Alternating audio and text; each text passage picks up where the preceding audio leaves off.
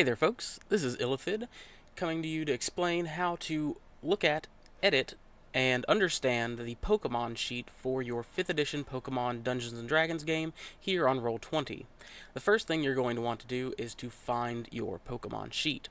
That can easily be found in the Journal tab here in the right hand corner of Roll20. Once you've selected Journal, go down to your character. Your character should have its own subfolder under the Characters folder. If they don't, then you should be able to find your Pokemon here near the top. So for our example today, we are going to be examining Phanpy and how to read him. So first you click on the sheet, it will open up and the first thing you see is the Pokemon's information sheet. There are 3 tabs in the top left-hand corner, all of which contribute important information. The Bio and Info tab has your Pokemon's name and its Pokedex entry. Next to it is the character sheet, which has all of the most important information for your Pokemon, including its name, armor class, and so on.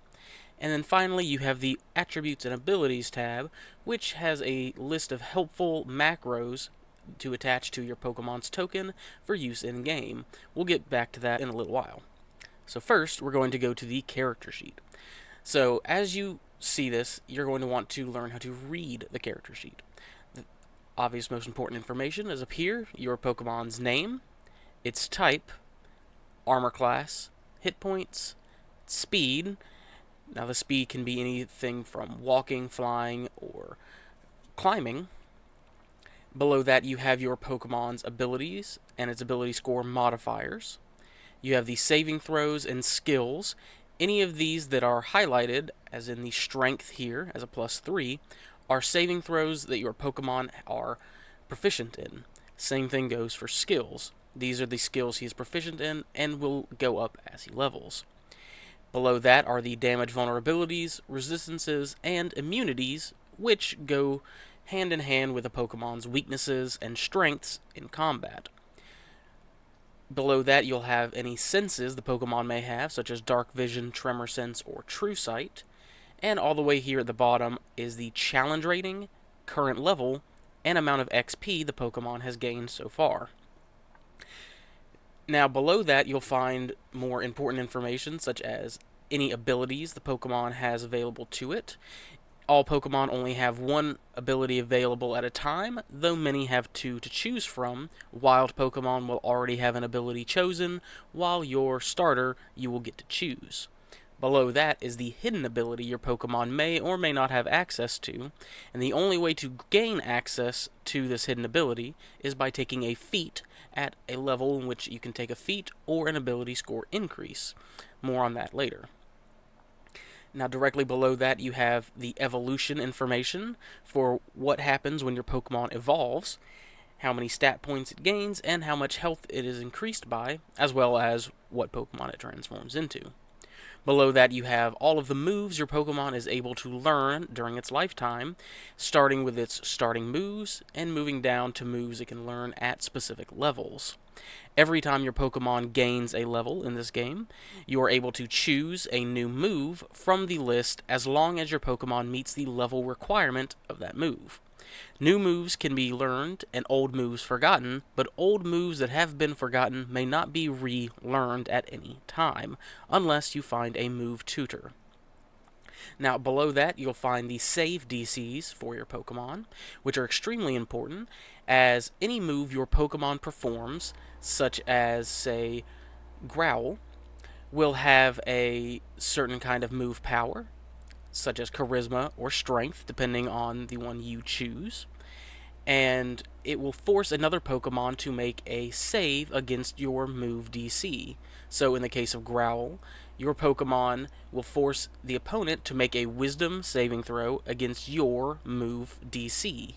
This move DC will be determined by the move power, which you will choose when you select the power for your Pokemon to use. So Charisma or Strength, at the moment, your Phanpy has a +1 in Charisma, as well as a +1 in Strength, so the save DC will be the same. You will find that DC right here in the save DCs column.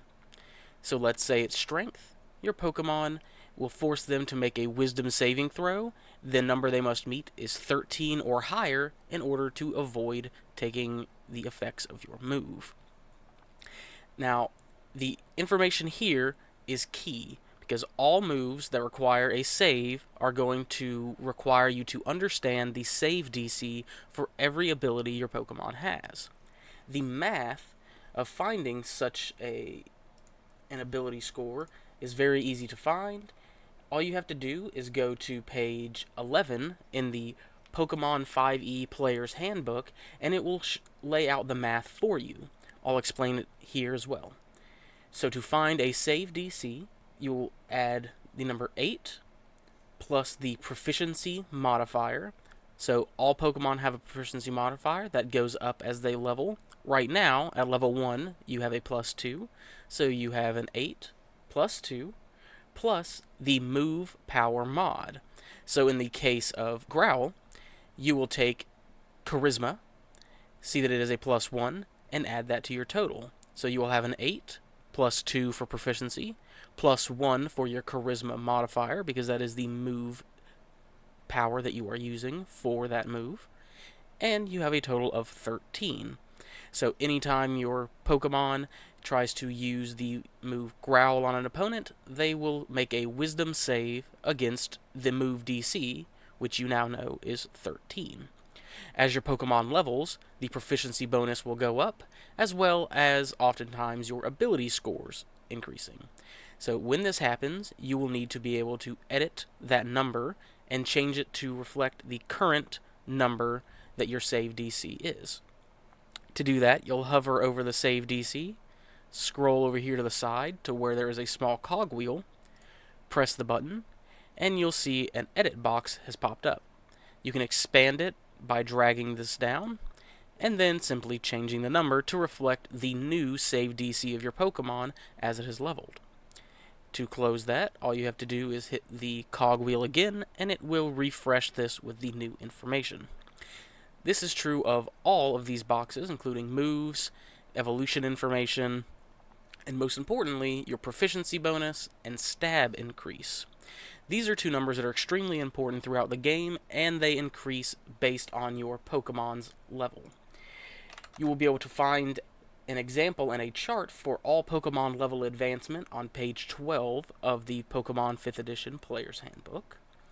So for right now, a level 1 Phanpy has a proficiency bonus of +2 and a stab increase of +0.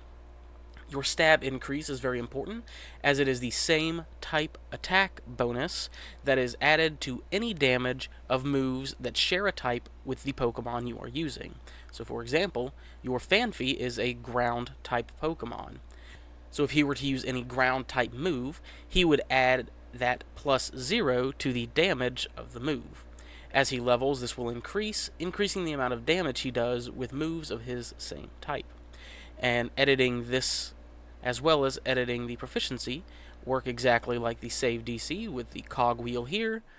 Change the number, hit the cogwheel again, and it will be changed. Other important information on the left-hand side here are the nature of your Pokemon, which will be determined by either random roll, or if it is your starter Pokemon, you will choose. In which case, you will go to page 9 of the Pokemon 5e Player's Handbook, and you will find a chart there with all of the natures, which will increase one stat while decreasing another by 2. Below that, you will find the learned moves, which is a small area you can keep track of the 4 moves your Pokemon knows at any given time. Your Pokemon can only know 4 moves at any time unless they have taken a special feat to grant them an additional move. You can also keep track of the PP of your move here, which, just like in the Pokemon role-playing game online, here you have a PP for every move, which decreases every time you use it, and when that PP is out, you no longer have access to that move until you have rested or used an item to get more PP back.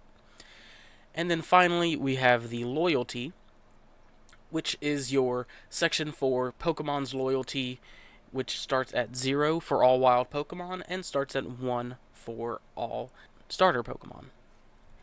To find a description of loyalty and its functions, you will need to go to page 10 of the Pokemon 5e Player's Handbook, and it will give a brief description of what each of them do, and how you increase and decrease loyalty for Pokemon is dependent on your Dungeon Master and how he chooses to run it. Make sure to ask him for any additional information regarding loyalty.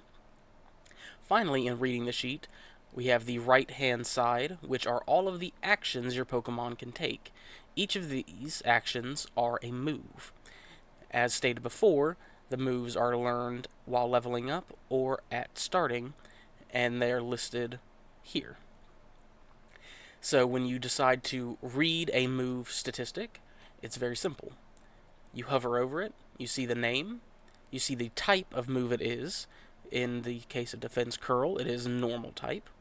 The move power is none because it does not use any sort of power because it requires no roll. It costs 1 action. There are 20 PP, so you can use it 20 times before resting or recovering PP. Its duration is instantaneous, meaning it happens immediately. The range is on itself, which means it can only be used on itself. And then you have the description. So all moves are read the same way. The only difference are moves with attacks and moves without attacks. So if you have a move like Growl or Defense Curl, they do not require any sort of attack roll and can be used as is. So if I were to click on the move Growl, it would appear in the left-hand corner, the chat, or in the right-hand corner, at the very top left, you'll see the chat bubble has lit up. Click on that, and you will see the Growl has popped up over here with all of the information on the move. And reading that move goes just as I explained before with the modifiers for the move DC and any effects that take place if you succeed, or the Pokemon taking the move fails on their save. If you are going to look at an attack move, you will see something like Tackle. Now, when you see something like Tackle, you will have to edit it to make sure the dice roll correctly. Editing this is very simple. All you have to do is hover over the move and go to the small cog wheel that appears in gray. Click on it, and you'll see the text box open up. Now, if this is an attack move, you will need to select the attack button, and this will give you a list of options that you need to fill out. The 2-hit box is the box regarding the attack roll you will make on a d20 against an opponent. So in the case of Tackle, you will look at the move. You will see the move power is either strength or dexterity. If you scroll up to look at Fanfi, you see that his strength is a +1 and his dexterity is a +0. So you would choose the higher of the two in order to make the most successful roll. Now you scroll back down, edit the 2-hit, and there's a simple math equation here on page 11 of the Pokemon 5e Player's Handbook, where you found the saving throw DC. You will see the math you need to understand for the attack roll bonus, which is your move's power modifier. So strength or dexterity. In this case, it is strength, so a 1. And then you add the proficiency modifier for your Pokemon, which you see here to the left is a +2. So altogether, you have a 3 to hit. You'll edit that 2-hit to be a 3. Now every time you click on this attack roll, a d20 will roll and add 3 to the corresponding dice. Whatever you roll is what you are attempting to hit on the opponent's armor class, or AC. The next thing you need to know how to edit is the on-hit effect, which is the damage dice. So if you scroll down and you look at the description, you see that this move will do 1d6 plus move normal damage on a hit. So you will go to the on-hit box, write in 1d6 plus, you'll look at the move bonus, which, as we know, is strength and is a +1. And then we will change the type of damage here to normal. If this were a move that matched the typing of Fanfi, i.e. a ground type move, then we would also add the stab bonus to this on-hit number, which for right now is a +0, but if it were a higher level, this could be up to a +4, adding that much damage to any hit with that type of move. Another thing to note that's very important with your Pokemon sheet is in the description below the normal text box, you will see something regarding higher levels. Almost all moves have different effects depending on the level of your Pokemon. So if your Pokemon, in this case, were a level 5, that D6 plus move normal type damage when you hit would change to a D10 plus move normal type damage on a hit, and so on for level 10 and level 17.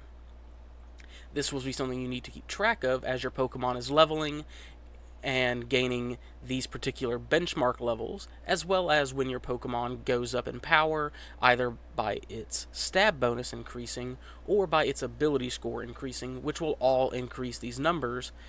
Unfortunately, these do not happen automatically, and you will have to come in and change these numbers manually to fit exactly what the numbers should be.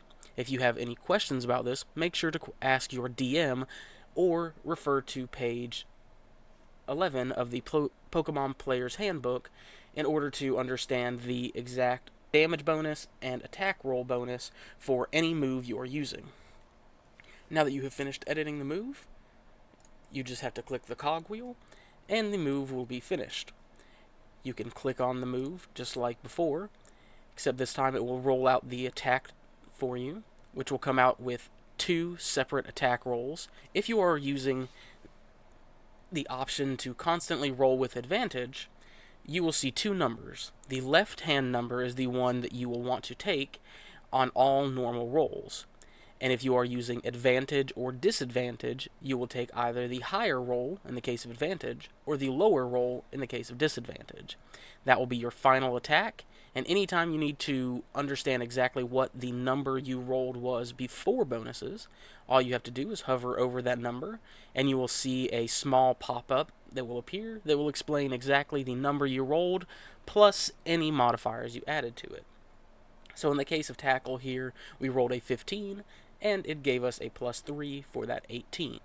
At the bottom, you will see the damage that has been rolled, plus the type of damage it is.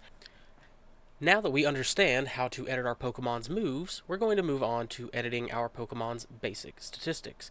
The way we'll do that is by hovering over the Pokemon's name and going to the far right-hand corner where you'll see another cogwheel has popped up.